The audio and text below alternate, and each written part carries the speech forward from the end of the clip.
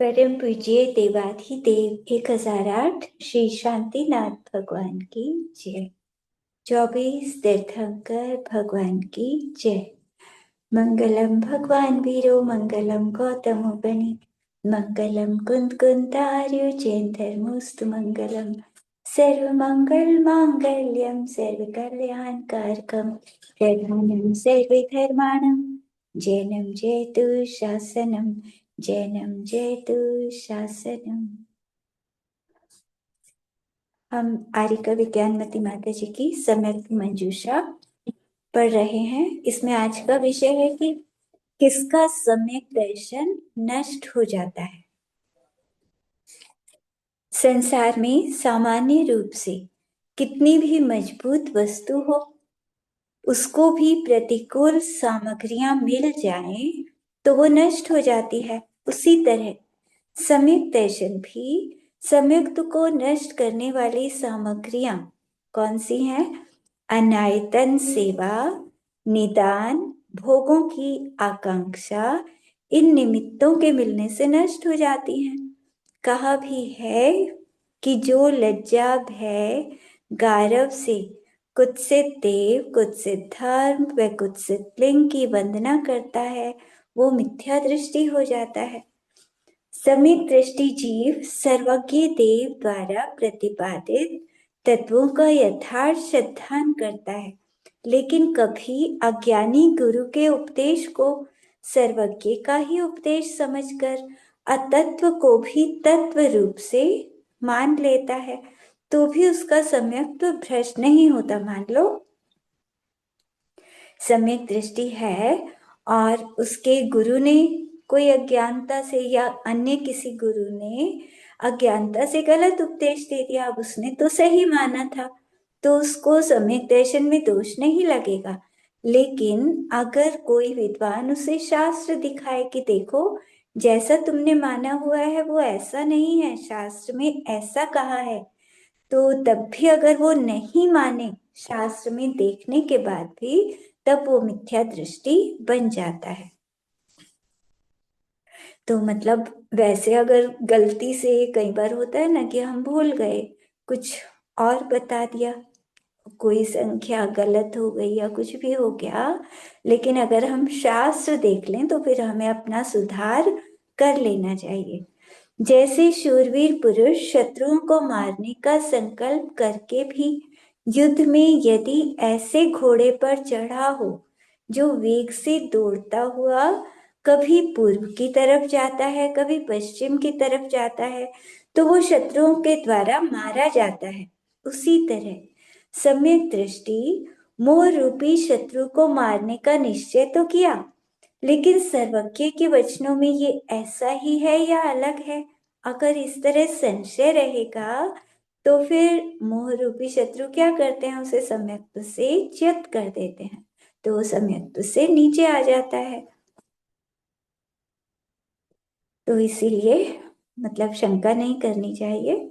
जो रत्नत्रय से दैदीप्यमान तपस्वियों के मल से मलिन या रोगादि से पीड़ित शरीर से घृणा करता है, वह मूर्ख पुरुष अपने सम्यक दर्शन को कलंकित करता है। पंचाग्नि तप करने वाले, जंगल में रहकर कंद मूल फल खाकर पेट भरने वाले, तंबाकू आदि मादक चीजें पीने वाले, इनको देखकर अगर कोई ये माने कि ये भी अपने कर्मों को नष्ट कर रहे हैं, इनके व्रतों से भी कर्मों का नाश होता है, तो फिर वो अपने सम्यक दर्शन को नष्ट कर देता है।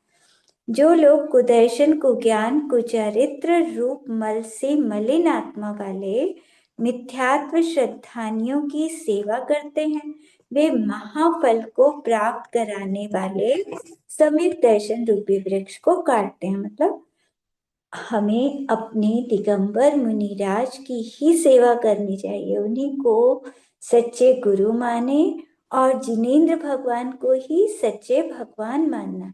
मतलब अन्य देवी देवताओं को हमें नहीं पूजना चाहिए, हमें अन्य गुरुओं की सेवा नहीं करनी चाहिए। जो मिथ्या धर्म करते हैं मतलब उनको हमें नहीं पूजना चाहिए। निदान करने से सम्यक दर्शन नष्ट हो जाता है।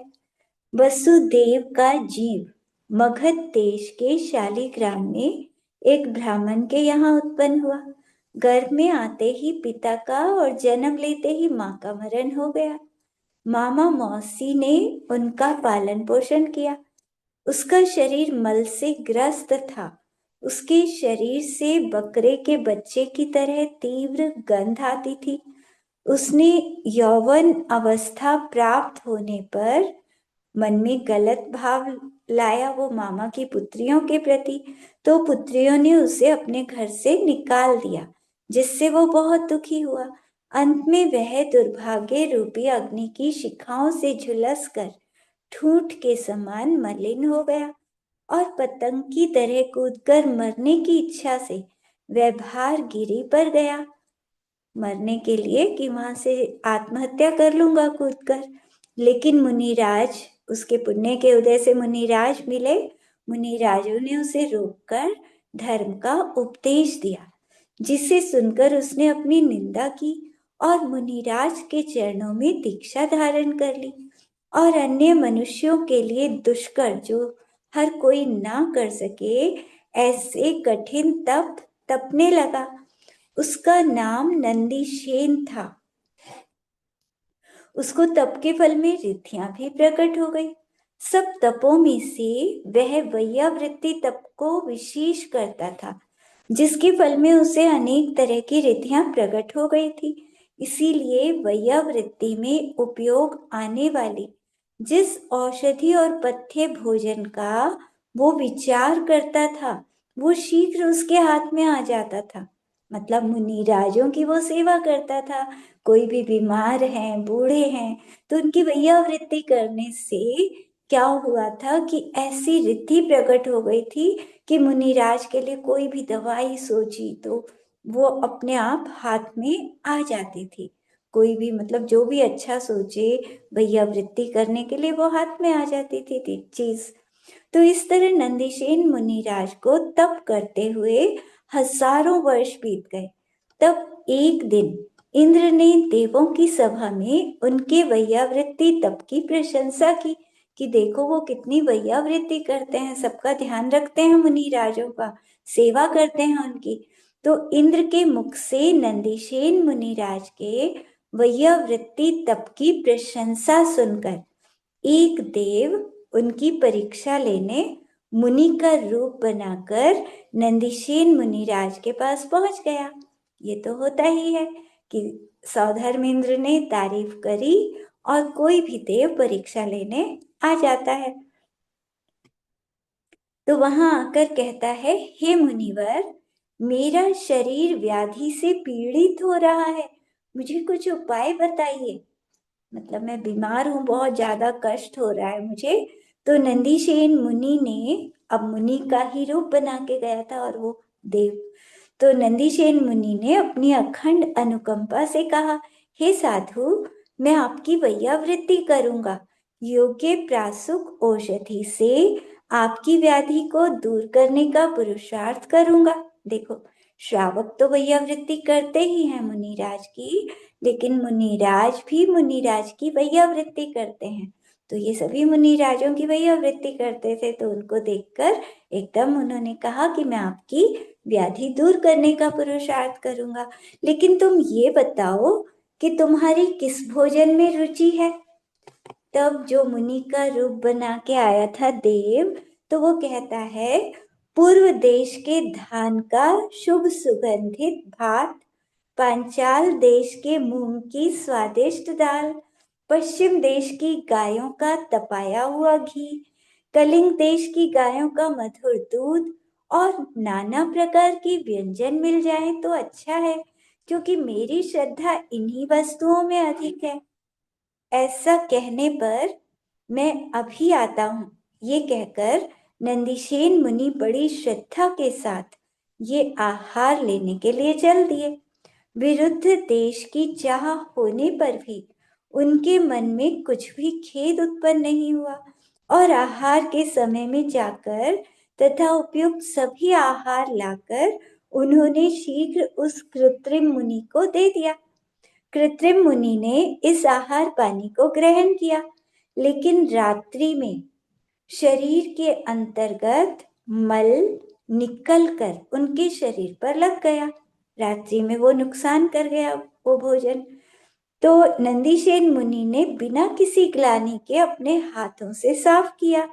मुनि नंदीसेन महाराज को ऐसे वैयावृत्ति करते देखा कि इनको बिल्कुल भी ग्लानि नहीं हो रही, पूरी अच्छी तरह से वैयावृत्ति कर रहे हैं। तो एकदम से वो मुनिराज तो अदृश्य हो गए और देव वहां प्रकट हो गया। तो अपने असली रूप में वो देव आया और कहता है, हे ऋषि, देवों की सभा में इंद्र ने आपकी जैसी प्रशंसा की थी, मैं देख रहा हूं कि आप उसी तरह से वैयावृत्ति करने में लगे हुए हैं। आपकी रिद्धि, आपका धैर्य, आपकी ग्लानि जीतने की क्षमता, संशय रहित आपका शासन और वात्सल्य सभी आश्चर्यकारी हैं। तो इस तरह स्तुति करके वो देव स्वर्ग में चला गया। तो तप करते हुए नंदीसेन मुनिराज को 35,000 वर्ष बीत गए। तब अंत समय में उन्होंने 6 महीने का प्रायोपगमन संन्यास धारण किया। प्रायोपगमन में क्या होता है कि ना, मतलब दूसरों से जैसे सेवा करा लेते हैं ना, कहीं दर्द है तो दूसरे से दबवा लिया, तो इस संन्यास में दूसरे से नहीं दबवाते। फिर क्या होता है कि कुछ मुनिराज ऐसे लेते हैं कि दूसरे से नहीं दबवाएंगे लेकिन स्वयं दबा लेंगे। तो इन्होंने ऐसा नियम लिया कि दूसरों से भी नहीं सेवा कराएंगे और स्वयं भी नहीं करेंगे। शरीर में कितना भी दर्द हो, कितनी भी वेदना हो, अपने हाथ से भी नहीं दबाएंगे। तो ऐसा प्रायोपगमन संन्यास धारण किया और सब तरह के आहार का त्याग कर दिया, शरीर से ममता छोड़ दी। लेकिन इतना होने पर भी, मतलब इतना सब कुछ उन्होंने किया, लेकिन थोड़ा सा मोह की तीव्रता से उन्होंने निदान कर लिया कि मैं अगले भाव में लक्ष्मीवान और सौभाग्यशाली बनूं। ये भाव आ गया अंदर में। तो अगर ये मुनि मतलब ऐसा निदान नहीं करते तो उन्हें तीर्थंकर प्रकृति का बंध हो सकता था, लेकिन निदान कर लिया तो उनका सम्यक दर्शन नष्ट हो गया। तो इसीलिए निदान नहीं करना चाहिए। हमें सांसारिक वैभव की चीजों को मांगना नहीं चाहिए, सब कुछ करना चाहिए, अच्छे कार्य करें लेकिन निदान ना करें। अज्ञान और मोह के मार्ग रूप मिथ्या मत में उत्साह, भावना, प्रशंसा, सेवा और श्रद्धा करता हुआ पुरुष, मतलब जो मिथ्या मत में जाता है तो वो सम्यक तो को छोड़ देता है, सम्यक दर्शन उसका नष्ट हो जाता है। एक बार अग्निभूति और सोमभूति नाम के दो भाई विद्या अध्ययन करके लौट रहे थे। मार्ग में उन्होंने जिनमती आरिका को अपने पुत्र जिनदत्त मुनिराज से कुशल क्षेम पूछते हुए देखा। मतलब जो आरिका माता थी, उनके बेटे मुनि बन गए थे, तो वो अपने पुत्र से पूछ रही थी, उन मुनिराज से पूछ रही थी कि आप ठीक हो, स्वास्थ्य ठीक है, आपका धर्म ध्यान अच्छा चल रहा है। और एक सुभद्रा आरिका थी, उनके ससुर भी मुनि बन गए थे, तो उनको वो भी उनसे पूछ रही थी, अपने ससुर जो मुनि थे उनसे पूछ रही थी कि आपको कोई आवश्यकता, कोई वैयावृत्ति वगैरह, किसी किसी दवाई की, मतलब कुशल क्षेम उनकी पूछ रही थी वो भी। तो इस तरह से जब दोनों आरिकाओं को देखा तो दोनों भाइयों ने उनका मजाक उड़ाया कि जवान की पत्नी वृद्धा और वृद्ध की पत्नी जवान। इस तरह से, मतलब वो तो आपस में माँ और पुत्र ऐसा रिश्ता जिनका था, और उन्होंने इस तरह से उनका मजाक उड़ा दिया। तो ऐसे गलत शंका, किसी पर कलंक लगाना, ये सम्यक्त को नष्ट कर देता है। तो कभी भी ऐसे, मतलब वैसे भी सामान्य किसी व्यक्ति को भी देखें तब भी ऐसे नहीं करना चाहिए। और मुनिराज उनको देखकर उनके बारे में तो कभी बिल्कुल भी गलत बात नहीं कहनी चाहिए। सीता ने मजाक उड़ाया था ना, भाई बहन थे छुल्लक और छुल्ली का, और वो थोड़ा सा आपस में बात कर रहे थे, तो उसने पूरे गांव में जाकर फैला दिया कि वो तो हंसकर बातें कर रहे हैं। तो इस तरह से कभी किसी को गलत नहीं समझना चाहिए, बहुत ज्यादा पाप लगता है। तो साधुओं के बारे में गलत बातें नहीं फैलानी चाहिए। जो लज्जा, रस, रिद्धि और साता, इन तीन गार्वों से अथवा ये राजमान्य है, नमस्कार नहीं करेंगे तो कुछ उपद्रव करा देगा, तो ऐसे डर से नमस्कार करते हैं तो उनको भी रत्नत्रय की प्राप्ति नहीं होती। जो दूसरों के छोटे छोटे दोष ढूंढने में लगे रहते हैं कि दूसरे की क्या गलती निकालें, और अपने अंदर कितने बड़े बड़े दोष हैं वो तो दिखते नहीं, दूसरे के छोटे छोटे दोष देखते हैं, तो वे मोक्ष मार्ग में क्या कर सकते हैं। तो उन्हें सम्यक दर्शन नहीं हो सकता। जो मुनि सिंह के समान निर्भय होकर चारित्र धारण करते हैं, बहुत तरह के व्रत उपवास करते हैं, आचार्य आदि के पद का भार संभालते हैं, ये गूगल बोल पड़ा, आचार्य आदि के पद का भार संभालते हैं, परंतु स्वच्छंद वृत्ति करते हैं, मतलब आगम की आज्ञा का ध्यान नहीं रखते हुए मनमानी वृत्ति करते हैं, वे पाप को प्राप्त होते हैं और मिथ्या दृष्टि कहलाते हैं।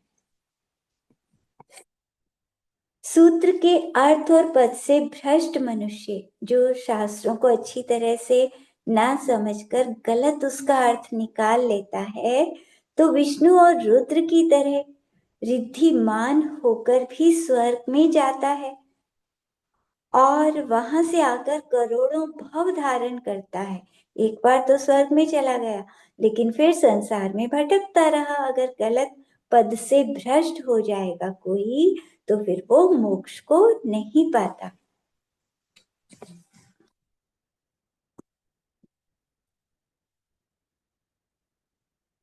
संगश्री एक मंत्री थे जिनका समय तो नष्ट हो गया था। कनकपुर का राजा धनदत्त जैन धर्मी था। वह गुरुओं का परम भक्त था। उसकी भक्ति के प्रभाव से ही एक दिन उसके महल की छत पर चारण रिधिधारी मुनिराज आए। उनके दर्शन करके वह गदगद हो गया। उसके आनंद का पार नहीं रहा। उसका मंत्री संगश्री, जो बौद्ध धर्म को मानता था, उसने भी भक्ति से मुनिराज को नमस्कार किया कि आकाश में से आए हैं, तो वो भी प्रभावित हो गया। वैसे तो वो बौद्ध था, लेकिन आकाश में उसने आज तक नहीं देखा था कि कोई मनुष्य ऐसे आकाश में से आ सकता है। तो पहली बार देखा तो बहुत श्रद्धान हुआ, उन्हें नमस्कार किया, वंदना की, तो उसका मिथ्यात्व नष्ट हो गया और उसे सम्यक दर्शन की प्राप्ति हो गई। उनका उपदेश सुनकर सम्यक दर्शन हो गया। तो जब बौद्ध गुरुओं को ये पता लगा, अब उसने क्या किया, बौद्ध गुरुओं के पास जाना छोड़ दिया। सम्यक दृष्टि बन गया तो अब वहां नहीं जाता था। लेकिन राजा तो जैन था, मंत्री बौद्ध था, तो बौद्ध धर्म वालों को चिंता हो गई कि मंत्री नहीं आएगा तो हमारा धर्म, उसकी प्रभावना कैसे होगी। तो उन्होंने उसे बुलाया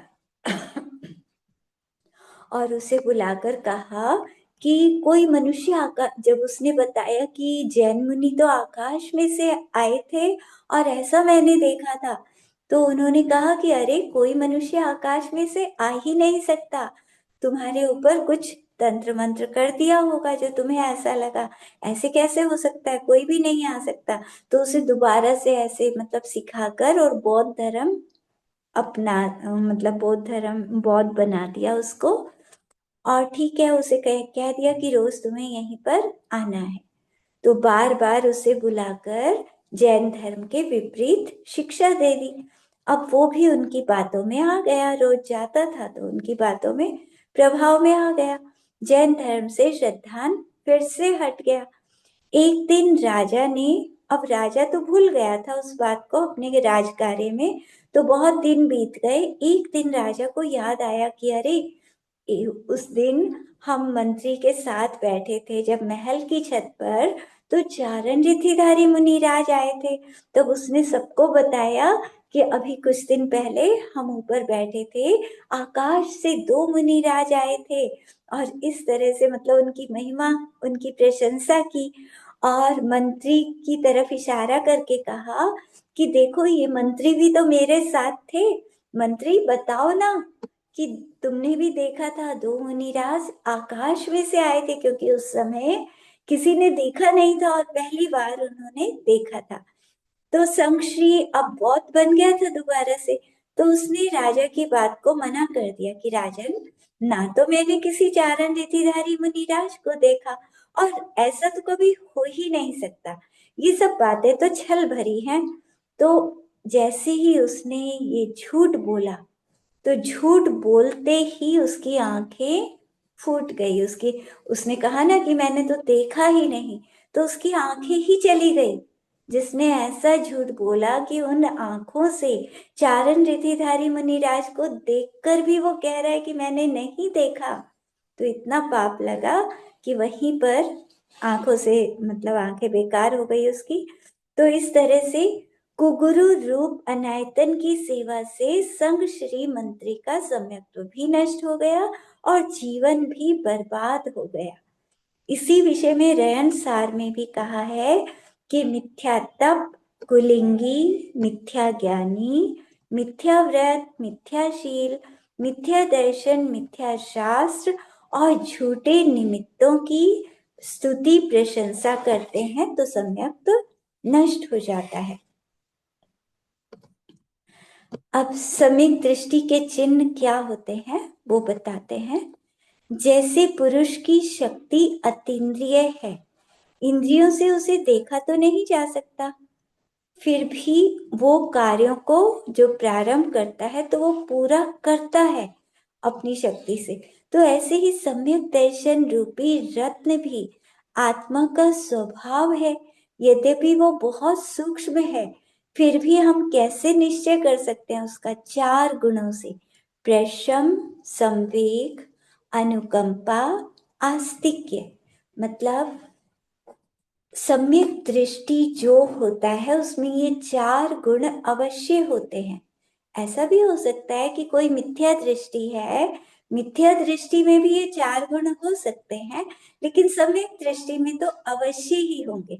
प्रशम मतलब कषायों का शमन, वो कषाय नहीं करेगा, शांत परिणाम वाला होगा, हर समय प्रसन्न मतलब शांत रहेगा, कैसे ही कर्मों का उदय आए उसमें भी शांत रहेगा। संवेग, संसार, शरीर और भोगों से वैराग्य का भाव उसके अंदर होता है। अनुकंपा, दया का भाव होता है, सब जीवों का ध्यान रखता है, दया रखता है, किसी को मारता नहीं है।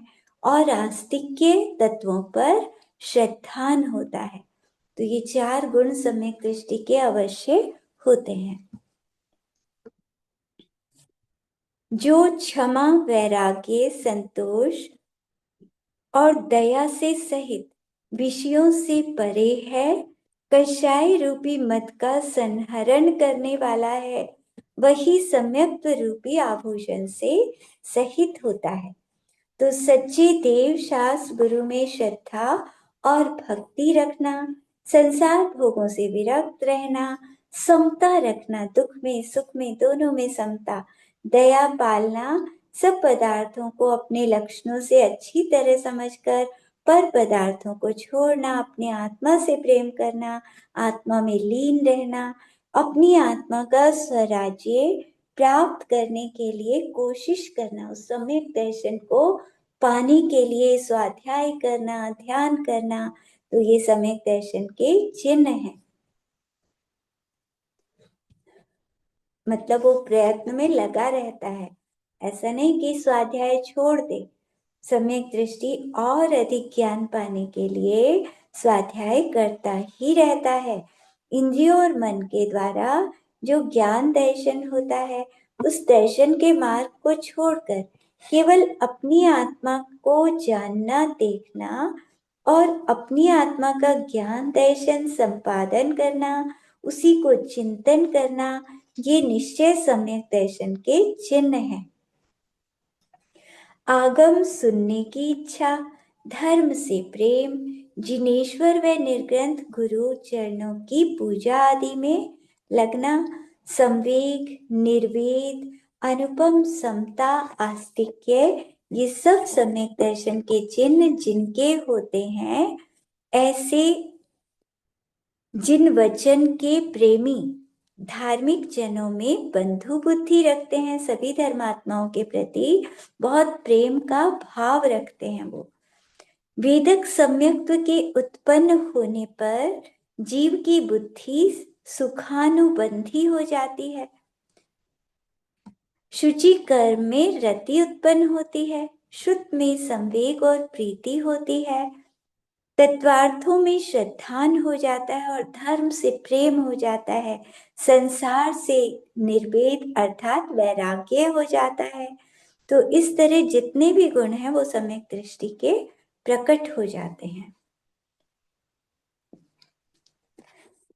तो इन्हीं गुणों को बता रहे हैं। सबसे पहला प्रशम गुण, प्रथमा नियोग। अब जो हम कहानी पढ़ते हैं तो कहानी तो बड़ी होती है, लेकिन घूम फिरकर वो आत्मा तक ही तो पहुंचती है।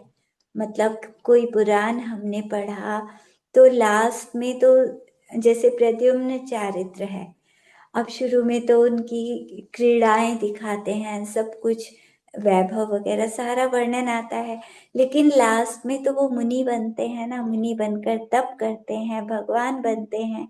तो उसको मतलब इनको पढ़ते हैं तो प्रशम भाव की प्राप्ति होती है कि अंत तो वही अच्छा होता है जो धर्म के साथ हो। धर्म तो करना ही पड़ेगा, मतलब हर शास्त्र में घूम फिरकर वो आत्मा पर आता ही है। सारे शास्त्र सब आत्मा की ही बातें तो बताते हैं, आखिर में वही ले जाते हैं। तो वैराग्य की ओर कदम बढ़ाने में सुविधा होती है। प्रथमा नियोग पढ़ने से हमारे अंदर भी वैराग्य बढ़ता है। जिन लोगों की ये धारणा बन गई है कि प्रथमा नियोग में तो सिर्फ कहानियां हैं, तो उन्हें रत्नकरण शावकाचार्य के प्रसंग को अच्छी तरह पढ़ लेना चाहिए, क्योंकि कहानियों से भी तो शिक्षा मिलती है। ऐसा नहीं सोचना चाहिए कि कहानियां हैं, हमें तो कोई बढ़िया शास्त्र पढ़ना है। कहानियां क्या होता है कि वो याद रहती हैं, और जीवन में कभी भी उस तरह का प्रसंग हो तो एकदम याद आ जाएगी कि नहीं, हमें ऐसा गलत काम नहीं करना, उसने ऐसा गलत किया था तो उसके साथ ऐसा हो गया था। तो प्रथमा अनुयोग पढ़ना भी बहुत जरूरी होता है, चारों अनुयोग पढ़ने चाहिए। तो आचार्य समंत भद्र स्वामी ने प्रथमा अनुयोग को बोधि समाधि का निदान कहा है। निधान, खजाना मतलब। वास्तव में शलाका पुरुषों के जीवन चारित्र को पढ़ते हैं तो हमारी कषाय शांत हो जाती हैं और मार्ग पर बढ़ने का साहस आता है कि जैसे उन्होंने पुरुषार्थ किया और वो भगवान बन गए, ऐसे हमें भी पुरुषार्थ करना है और भगवान बनना है। जब हम पढ़ें महावीर पुराण पढ़ें तो देखें कि अरे वो तो शेर की पर्याय में थे और उन्होंने पुरुषार्थ किया तो महावीर भगवान बन गए। पार्श्वनाथ भगवान पहले हाथी की पर्याय में, और उस हाथी ने आगे पुरुषार्थ किया तो वो पार्श्वनाथ भगवान बन गया। तो हम तो मनुष्य हैं, हम पुरुषार्थ करेंगे तो क्यों नहीं भगवान बनेंगे। तो उनके जीवन को पढ़कर हमें प्रेरणा मिलती है भगवान बनने के लिए। सम्यक दृष्टि के ये प्रशम गुण प्रकट होने से वह दुनिया के सारे पदार्थों में से, ऐसा नहीं कि किसी को अच्छा कहे किसी को बुरा मानकर भयभीत हो, उसके लिए सब पुद्गल है। जो भी दिखता है सब क्या है, पुद्गल ही तो है। यद्यपि चारित्र मोह के उदय से किसी कार्य को करता है तो उसमें बाधक होने वाले पदार्थ से बचकर उसके अनुकूल सामग्रियों को इष्ट मानकर उन्हें प्राप्त करने और बनाए रखने की तथा प्रतिकूल निमित्तों को दूर करने की चेष्टा भी करता है। मतलब कोई परेशानी हो तो ठीक है, वो सॉल्यूशन निकालता है हर परेशानी का, लेकिन मिथ्या दृष्टि की तरह उन्हीं के पीछे नहीं लगता। काम तो करेगा, लेकिन ऐसा नहीं कि बहुत ज्यादा परेशान हो जाए। जैसे सीता रामचंद्र जी को प्रिय थी, लेकिन जब उसके निमित्त से अपवाद होने लगा तो उसे जंगल में छुड़वा दिया। तो वह उनके अंतरंग में होने वाले प्रशम गुण की महिमा थी। मतलब मोह करना, लेकिन इतना मोह नहीं करना, जब छोड़ने का मौका आए तो एकदम से मोह को छोड़ देना। बाह्य पदार्थों में इष्ट अनिष्ट कल्पना का ना होना या कम से कम होना, ये प्रशम भाव है। मतलब दूसरों को अच्छा बुरा नहीं समझना। मेरा पुण्य का उदय हो तो वही चीज दूसरा अपने आप अच्छा बन जाता है, मेरा पाप का उदय हो तो दूसरा बुरा कुछ करता है। तो मतलब अपने अंदर शांत रहना है कि कर्म तो मेरा ही है ना, दूसरा कोई कुछ भी करे मेरे कर्मों के अनुसार ही तो हो रहा है। तो श्री अरिहंत भगवान की आज्ञा के अनुसार ना कोई पदार्थ इष्ट है ना अनिष्ट है, ऐसे विचारों को वो चिंतन करता है। तो ऐसा उसके प्रशम भाव होता है कि संसार में ना कोई अच्छा ना कोई बुरा, सबके प्रति वो समता रखता है। क्योंकि एक ही व्यक्ति जो किसी को बुरा लगता है तो दूसरे को वो अच्छा भी लगता है। पंचेंद्रियों के विषयों में और असंख्यात लोक प्रमाण क्रोधादिक भावों में स्वभाव से तन का शिथिल होना प्रशम भाव है। तो क्रोधादि भी नहीं करता, विषयों में भी नहीं जाता, अथवा उसी समय अपराध करने वाले जीवों के विषय में कभी भी उनको मारने का नहीं सोचता। कोई कितना ही बुरा करे, कितना ही कष्ट दे, फिर भी दूसरे को मारने का भाव नहीं करता। ये प्रशम भाव है समय दृष्टि का। परिणामों में शांत पना आ जाना, ये प्रशम है। कषायों को दबाने में मात्र क्रोध कषाय की ही मंदता नहीं होती, बल्कि मान माया लोभ सबकी मंदता होती है। एक पंडित जी थे जो राज परिवार में नौकरी करते थे। एक बार महाराजा ने उन्हें बुलाकर उनके कार्य की प्रशंसा करते हुए उनके वेतन को बढ़ाने की घोषणा की। वेतन वृद्धि की बात सुनकर पंडित जी ने हाथ जोड़कर कहा, महाराज, मुझे अधिक वेतन की आवश्यकता नहीं है, क्योंकि वर्तमान में मुझे जितना वेतन मिल रहा है उससे मेरा काम अच्छी तरह हो जाता है। और यदि आप मेरे कार्यों से वास्तव में प्रसन्न हैं, तो मेरे वेतन को बढ़ाने की जगह मेरे काम के कुछ घंटे कम कर दीजिए और वेतन भी कम कर दो, ताकि मैं स्वाध्याय के लिए समय निकाल सकूं। तो आप घंटे कम कर दो, चाहे वेतन भी उसमें कम कर दें, लेकिन मुझे समय ज्यादा चाहिए स्वाध्याय के लिए, ये धन मुझे ज्यादा नहीं चाहिए। तो पंडित जी के भीतर छिपी हुई ज्ञान की ऐसी अलौकिक ललक, ऐसा देखकर महाराज इतने खुश हुए कि उन्होंने अपने आसन से उठकर पंडित जी को गले लगा लिया। कोई मना करता है क्या? अगर किसी के पैसे बढ़ रहे हैं तो आजकल के जमाने में तो कोई भी मना नहीं करेगा। लेकिन देखो पंडित जी, वो स्वाध्याय करना चाहते थे कि मुझे स्वाध्याय के लिए ज्यादा समय मिले, तो उन्होंने अपने घंटे कम करने को कहा। तो स्वाध्याय और आत्म कल्याण के लिए सभी उनको आवश्यक सुविधाएं देने की घोषणा राजा ने कर दी। तो ये पंडित जी का लोभ कषाय के विषय में प्रशम भाव था।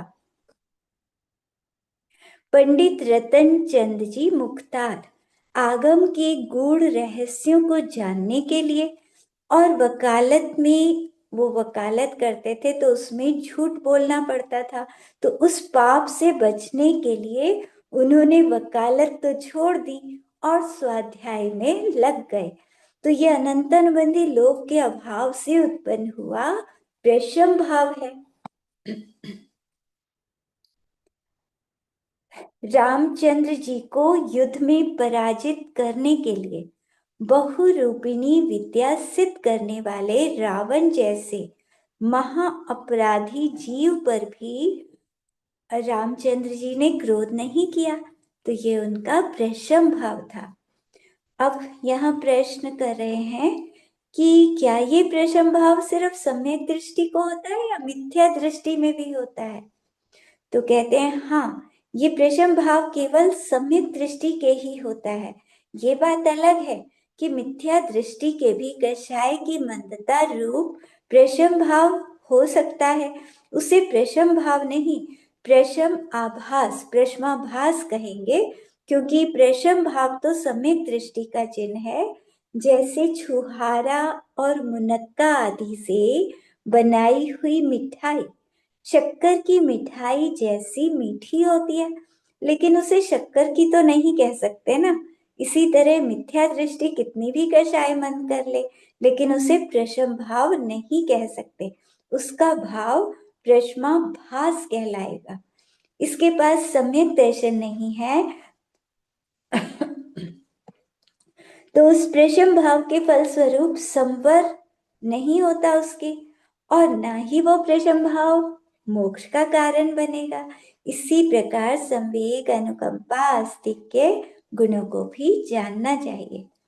तो मिथ्या दृष्टि के कषाय मंद होने से पुण्य तो बंधेगा, उसे लौकिक सुख तो मिलेंगे, इसीलिए प्रश्माभास भी हो तो वो बेकार नहीं जाएगा। कभी पुण्य के उदय में उसे ऐसा हो सकता है कि वो शांत स्वभावी है, तो सच्चे देवशास्त्र गुरु भी मिल जाए और आगे चलकर उसे सम्यक दर्शन हो सकता है। फिर हजरत मोहम्मद हमेशा जिस रास्ते से नमाज पढ़ने जाते थे, उसी रास्ते में एक वृद्धा का घर था। वह वृद्धा हमेशा उनके ऊपर कचरा फेंककर उन्हें परेशान करती थी, तो भी वो चुपचाप भगवान से प्रार्थना करते हुए निकल जाते थे कि हे भगवान, उसको सद्बुद्धि मिले। एक दिन वृद्धा ने उनके ऊपर कचरा नहीं फेंका, तो उन्होंने सोचा आज वृद्धा ने अपना नियमित कार्य क्यों नहीं किया। उन्होंने वृद्धा के घर का दरवाजा खटखटाकर खुलवाया, तो पता लगा कि आज उनका स्वास्थ्य ठीक नहीं है। ये सुनकर वो उसके पास पहुंचे। उन्हें आया देखकर वृद्धा ने सोचा शायद ये मुझसे बदला लेने आए हैं, क्योंकि मैं हमेशा इनके ऊपर कचरा फेंकती थी। लेकिन जब उसने ये देखा कि वो तो बदला लेने के स्थान पर सेवा कर रहे हैं, तो उसने भी सभी को क्षमा करने की प्रतिज्ञा ले ली कि मैं भी कभी ऐसे नहीं किया करूंगी। तो ये हजरत मतलब उनका प्रशम भाव नहीं था, लेकिन प्रशमा भास था। मतलब कषाय उनकी शांत थी, लेकिन उन्हें सम्यक दर्शन नहीं था। तो यदि वो भी जिनेंद्र भगवान की श्रद्धा करके सम्यक दर्शन पा लेते, तो वो उनका प्रश्नाभास प्रशम गुण में परिवर्तित हो जाता। जब मिर्जा के विरोधियों ने कुछ असभ्यता पूर्ण पत्र भेजे, तो वे पढ़कर चुप हो गए। शिष्यों ने उनसे प्रार्थना की कि विरोधियों की अकल ठिकाने लाने के लिए ऐसे पत्रों का उत्तर देना चाहिए। तो उन्होंने कहा यदि तुम्हें कोई गधा लात मारे तो क्या तुम उसे मारते हो, वापस मारते हो क्या? तो मतलब उनकी भी कषाय शांत थी। तो ऐसे अन्य बहुत जीवों की कषाय शांत होती है, लेकिन उनके अंदर वो प्रशम गुण नहीं कहलाएगा जब तक सम्यक दर्शन नहीं होगा।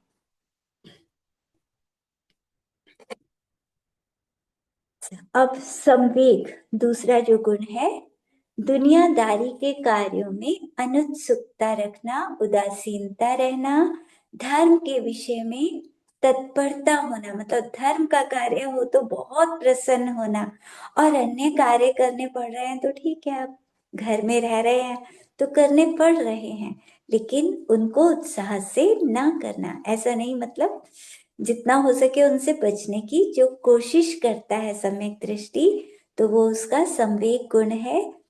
अनुयोग के प्रसंग में करण का अर्थ गणित लिया गया है।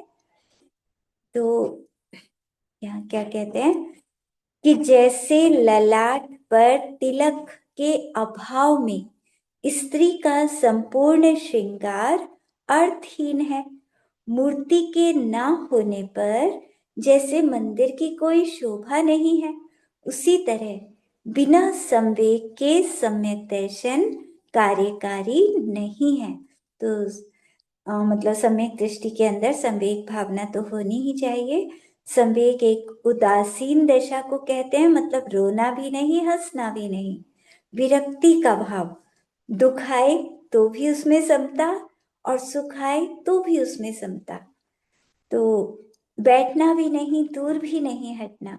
तो ये जो आत्मा की ऐसी स्थिति है, वो सद गृहस्थ से लेकर मुनि महाराज तक में ये गुण होता है। तो संवेग का प्रारंभ कहाँ होता है? जब दृष्टि नासाग्र हो, केवल अपने लक्ष्य की ओर हो और अविराम गति से मार्ग पर चले। जैसे सर्कस में तार पर चलने वाला ना तो वो ताली बजाने वालों की ओर देखता है। सर्कस पहले हम देखते थे ना, सभी ने देखा हुआ होगा कि कुछ लोग ऐसे भी करते हैं। एमपी वगैरह में तो होता है, सड़क पर भी, वहां पर वो तार सा बांध लेते हैं और उसके ऊपर चलता है कोई लाठी लेकर। तो अब वो जो चलता है तो वो ताली बजाने वालों को भी नहीं देखता, वो किसी को नहीं देखता, वो सिर्फ सीधा सीधा चलता रहता है अपना बैलेंस बनाकर। तो उसका उद्देश्य इधर उधर देखना नहीं है, उसका उद्देश्य अपना बैलेंस बनाना और अपने लक्ष्य पर पहुंचना। तो संवेग में यही होता है कि मतलब ठीक है, बाहर जो भी हो रहा है होता रहे, लेकिन वो अपना संतुलन बनाए रखता है कि मेरा लक्ष्य तो मोक्ष तक पहुंचना है, मुझे किसी भी तरह से मोक्ष को पाना है। तो सम्यक दर्शन के बिना पाप से डरना नहीं होता। संसार से डरता कौन है? जो डरता है वही तो धर्म करता है। जो संसार से नहीं डरेगा वो पापों में लगा रहेगा, और पापों में लगा रहेगा तो सम्यक दर्शन कहाँ से होगा? तो आचार्य श्री कहते हैं संवेग को बताते हुए कि एक व्यक्ति के 12 बच्चे थे, वो उनके बीच में रहकर बड़ा दुखी था। तो उसकी पत्नी ने उससे कहा, भरत जी, इतने बड़े परिवार के बीच में, हाँ, उससे कहा कि वो जो भरत चक्रवर्ती के बारे में, भरत चक्रवर्ती घर में रहते हुए भी वैरागी थे ना। तो पत्नी कहती है, भरत जी का तो इतना बड़ा परिवार था, 60,000 पुत्र, मतलब कितने सारे पुत्र आदि होंगे, और कितनी सारी पत्नियां थी, 96,000 रानियां। तो इतने बड़े परिवार में कैसे रहते होंगे, जहाँ 96,000 रानियां, इतने बच्चे, अपार संपदा और इतना बड़ा राज्य, उनके परिणामों में कभी संक्लेश हुआ हो, ऐसा तो हमने नहीं सुना। तो ये सुनकर वो व्यक्ति, अच्छा उसी समय की बात है ये, जिस समय भरत चक्रवर्ती राजा थे, तो उन्हीं के नगर में ये व्यक्ति रहता होगा। तो भरत जी की परीक्षा लेने पहुंच जाता है। भरत जी उसकी सारी बातें सुनते हैं। वो मतलब उनसे पूछता है कि आप इतने मतलब संपत्ति में रहते हो और सब लोग आपको वैरागी कहते हैं, लेकिन आप वैरागी कैसे हो सकते हो? आपके पास इतने तो बच्चे हैं, इतनी रानियां हैं, इतनी धन संपत्ति है, आप घर में रहते हुए हो ही नहीं सकते वैरागी। तो वो कहते हैं कि ठीक है। उसके हाथ में तेल से भरा एक कटोरा देते हैं और कहते हैं कि अभी पहले आप देख कर आओ, हमारे महलों में घूम के आओ सब जगह। और क्या कहते हैं, साथ में एक व्यक्ति को तलवार लेकर उसके साथ कर देते हैं, और कहते हैं, ये मतलब बिल्कुल कटोरा भरा हुआ था तेल से, और वो कहते हैं अगर इसमें से एक तेल की बूंद भी गिर जाए तो इसका सिर काट देना वहीं पर। उस व्यक्ति को ऐसा कह देते हैं।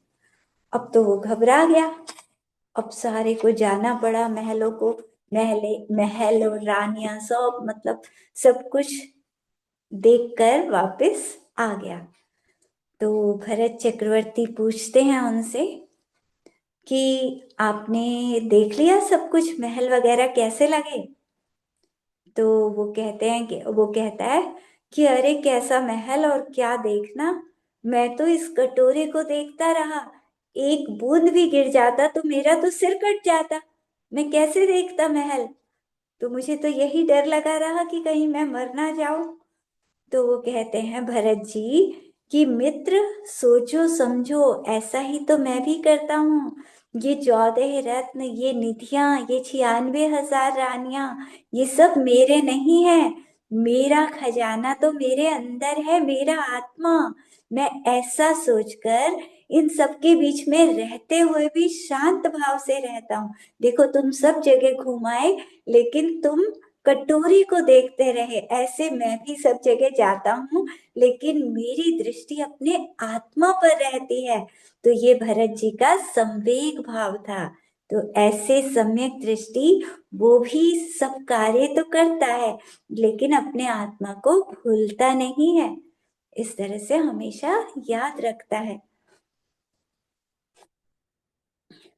तो संवेग गुण वाला, यद्यपि कभी परिस्थिति ऐसी बन जाए, कोई दूसरा राजा आक्रमण कर दे, तो उसे रक्षा तो करनी पड़ेगी। देश की रक्षा करने के लिए वो ठीक है लगता है, लेकिन वहां भी अनुचित कार्य नहीं करता। युद्ध में भी ध्यान रखता है, भागते हुए को नहीं मारेगा। जो सामने मतलब हथियार लेकर आ रहा है उसी से युद्ध करेगा। ऐसा भी नहीं कि किसी का हथियार टूट गया है, गिर गया है, और उस व्यक्ति को वो मार दे। मतलब बिना मतलब में वो किसी को नहीं मारता। और जैनियों के युद्ध जब होते थे, कोई मतलब जैन होते थे और उन्हें युद्ध करने पड़ते थे, तो वो कैसे होते थे कि बहुत मतलब ध्यान से युद्ध करते थे वो। और शाम होते ही, सूर्यास्त होते ही युद्ध बंद हो जाता था, क्योंकि भोजन करना होता था दिन से ही। तो सूर्यास्त के समय युद्ध रोककर सब भोजन करते थे और घायलों की सेवा करते थे। अब ये नहीं देखते थे कि ये शत्रु का है, अपने अपनों की सेवा करें, और शत्रु का कोई सैनिक है तो उसकी सेवा नहीं करेंगे क्या? तो ऐसा बिल्कुल भी भेदभाव नहीं करते थे, सबकी सेवा करते थे, सबकी मरहम पट्टी हर किसी का करते थे। तो युद्ध भी किए जाते थे, तो उसमें भी दया का भाव रखकर, वो तो मजबूरी में करना पड़ता था, कोई दूसरा आक्रमण करे तो करना पड़ जाता है। तो इस तरह से अब संवेग गुण, एक बार एक फकीर, हाँ संवेगाभास, संवेग तो हम पढ़ ही रहे हैं, उसका आभास किसी अन्य मिथ्या दृष्टि में भी हो सकता है। तो एक बार एक फकीर राजमहल में पहुंचकर एक शानदार कमरे में, अर्थात सबसे ज्यादा मूल्यवान, जहां राजा ही जाता था, अन्य किसी को जाने की इजाजत नहीं थी, तो वहां जाकर आराम करने लगा। कुछ देर के बाद बादशाह आराम करने आया। अपने स्थान पर एक फकीर को लेटे हुए देखा, तो वो बहुत क्रोधित होकर बोला, अरे फकीर, तुम्हें मेरे महल में आने की इजाजत किसने दी? तो फकीर बोला, राजन, धर्मशाला में आने के लिए किसी की इजाजत लेना कहाँ आवश्यक है। तो बादशाह तिलमिला गया ये सुनकर। उसने रोब भरे स्वर में कहा, ये धर्मशाला नहीं है, ये मेरा महल है, मैं इसका मालिक हूँ। मेरे पूर्वजों ने बड़े अरमानों से ये महल बनवाया है। फकीर ने पूछा, इससे पहले इसमें कौन रहता था? राजा कहता है, मेरे पिताजी। फकीर कहता है, उससे पहले? वो कहता है, मेरे दादाजी। फकीर कहता है, उससे पहले? राजा कहता है, पर दादाजी। तो फकीर कहता है, जहां एक व्यक्ति आता है, कुछ समय रुककर चला जाता है, फिर दूसरा आता है, वो भी कुछ दिन रुककर चला जाता है, तो ऐसे स्थान को धर्मशाला ही तो कहते हैं। तो धर्मशाला ही तो है ये। तो इस प्रकार के विचार, मतलब अन्य धर्म में भी कोई ऐसे विचारों वाले होते हैं तो संवेगाभास कह देते हैं उन्हें। संवेग जैसे लगते हैं, लेकिन संवेग जो होता है वो सम्यक दृष्टि को ही होता है। जिसे शरीर और आत्मा का भेद विज्ञान हो, तब जो मतलब सम्यक दृष्टि है वास्तव में संवेग उसी का गुण है। बाकी हम कल पढ़ेंगे। जवानी के ज्ञान ते सुखे लोकालोक, सो वाणी मस्तक चढ़ो सदा दे धो धो। ये जिन वाणी भारती तो ही जब दिन रैन, जो तेरी शरणा कहे सो पावे सुख चैन।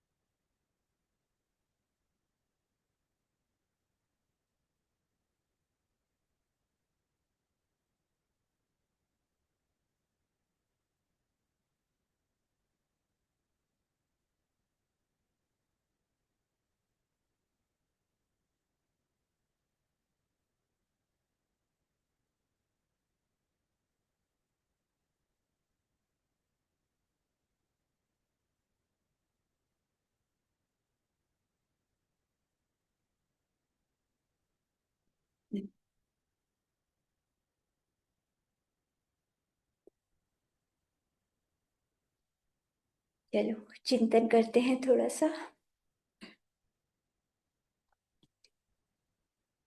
परम शांत मेरा आत्मा, मेरे आत्मा में अनंत गुण भरे हुए हैं, लेकिन कर्मों ने उन्हें ढका हुआ है। मेरे आत्मा का स्वभाव शांत रहना है। मैं अपने में शांत रहूं, बाहर कुछ भी होता रहे, कर्म कैसे भी उदय में आते रहें, लेकिन मुझे हर अच्छे से अच्छे कर्म में भी बहुत ज्यादा खुश नहीं होना, बुरे से बुरे कर्म में भी ज्यादा दुखी नहीं होना, समता का भाव रखना है। ऐसा प्रयास करते रहना है तो प्रशम गुण अपने अंदर हमेशा रहे। ये ध्यान रखना है क्योंकि हमें सम्यक दृष्टि बनकर रहना है, हमें मिथ्या दृष्टि नहीं बनना। आत्मा को अपना मानना है, शरीर को पर मानना है, सब पर द्रव्यों को अपने आत्मा से अलग मानना है और हर तरह के कर्म के उदय में परिणामों को शांत रखना है। ऐसा प्रशम भाव हमारे अंदर हमेशा रहे। संवेग भावना, इस संसार से वैराग्य का भाव रखना है। ये संसार अच्छा नहीं है, क्योंकि इस संसार में रहेंगे तो नरकों में भी जाना पड़ेगा, तिर्यंच भी बनना पड़ेगा, सारे दुख सहने पड़ेंगे। इसीलिए इस संसार से विरक्ति का भाव लाना है। हमें तो मोक्ष में जाना है, अब हमें नरकों में नहीं जाना, हमें जानवर नहीं बनना। बहुत काल बीत गया, हम कितनी बार नरकों में जा चुके, सब तरह के जानवर बनकर सारे दुखों को सह चुके। अब तो बस एक ही लक्ष्य बनाना है कि मोक्ष की तरफ मेरा आत्मा बहुत जल्दी पहुंच जाए। तो संसार से वैराग्य का भाव लाना है, शरीर से विरक्ति का भाव लाना है, क्योंकि ये शरीर मेरा नहीं, मैं इसमें रहता हूँ। ये किराए के मकान की तरह है। ये शरीर जिसे हम बचपन से बहुत प्रेम करते हैं, यही हमें सबसे ज्यादा दुख देता है। जब दर्द होता है तो इस शरीर की वेदना सहन नहीं हो पाती। इसीलिए इस शरीर को भी अच्छा नहीं समझना। इस शरीर से भी विरक्ति का भाव लाना। विषय भोग, इन 5 इंद्रिय के विषयों में अनादि काल से लग रहे हैं। यदि स्पर्शन इंद्रिय के विषय में ज्यादा आसक्त हुए तो एक इंद्रिय बन जाएंगे। रसना इंद्रिय में ज्यादा आसक्ति की तो 2 इंद्रिय के पर्याय में जाना पड़ेगा। सुगंध को सूंघने की ज्यादा इच्छा की तो 3 इंद्रिय की पर्याय में पहुंच जाएंगे। यदि हम आंखों से अच्छा रूप देखने की इच्छा करेंगे तो 4 इंद्रिय के पर्याय में पहुंच जाएंगे। और 5 इंद्रियों में आसक्त रहे, कर्ण इंद्रिय में अधिक आसक्ति की तो पंचेंद्रिय में भी जा सकते हैं। तो जिस इंद्रिय में ज्यादा आसक्ति करेंगे उतने ही इंद्रिय जीव बन जाएंगे। इसीलिए 5 इंद्रियों के विषयों से विरक्त होना है, वैराग्य का भाव लाना है। ऐसा संवेग हमारे अंदर रहना चाहिए। और अनुकंपा, सब जीवों के प्रति दया का भाव, एकेंद्रिय से पंचेंद्रिय सभी जीव, किसी को कष्ट ना हो, सबके अंदर वो सिद्ध भगवान जैसा आत्मा, किसी छोटे से जीव को भी मेरे कारण से कष्ट ना हो, ऐसा पुरुषार्थ करना। आस्तिक्य, जिनेंद्र भगवान ने जैसा कहा वो बिल्कुल सत्य है, उस पर श्रद्धान करना, अपने को आत्मा मानना, पर द्रव्यों को पर मानना। इस तरह से 4 गुण, इनको हम अंतरंग में उतारेंगे तभी हम सम्यक्त्व में रह सकेंगे। अगर इन गुणों को नहीं लाएंगे अंतरंग में तो हम मिथ्या दृष्टि बन जाते हैं। कषाय करेंगे, क्रोध आदि करेंगे तो प्रशम गुण कैसे रहेगा। इसीलिए हमें शांत रहना है। कर्म कैसे भी उदय में आते रहें, कोई कैसा भी करता रहे, हमें ज्यादा क्रोध आदि नहीं करना। जानना है, देखना है, कर्मों के उदय को जानने देखने वाले बनकर रहना, सबको अपने आत्मा से भिन्न समझना, ऐसा अभ्यास करना।